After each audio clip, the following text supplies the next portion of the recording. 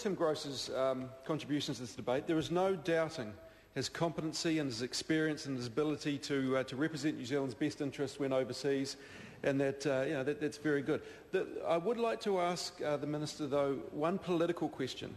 There are advantages in having a trade minister like Phil Goff sit around a cabinet table, because Phil Goff, for example, understood the politics of politics.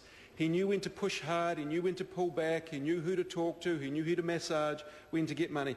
And I suppose I'm going to bring up again what I've mentioned a couple of times, is whilst these agreements that we've debated today and last night, and also the China free trade agreement, are no doubt exceptionally good for this economy, I have some slight concerns that we just haven't the processes in place that allow the 97% of small to medium enterprises that may have the ability to scale up and look at export markets.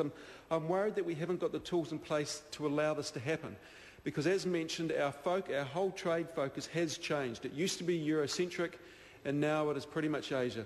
15% of our exports now go into Europe, where it used to be nearly 100%. And Mr Grosser knows these figures a hell of a lot better than I ever will. And so, Mr Grosser, I suppose my question to you, in 2009 budget, National cut funding to NZTE by $101 million over the next 4 years.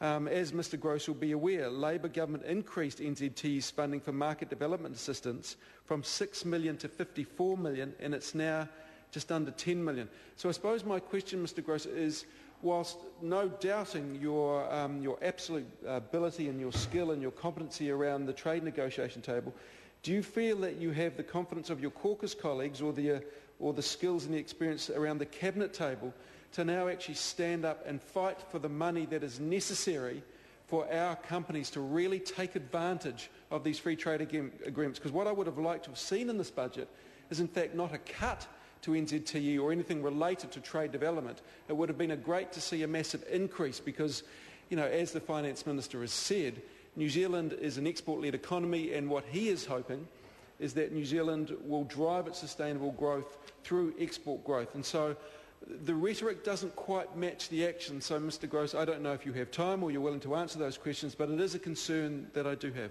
Thank you. Mr Chairman. Call the Honourable Tim Gross. Well, very briefly.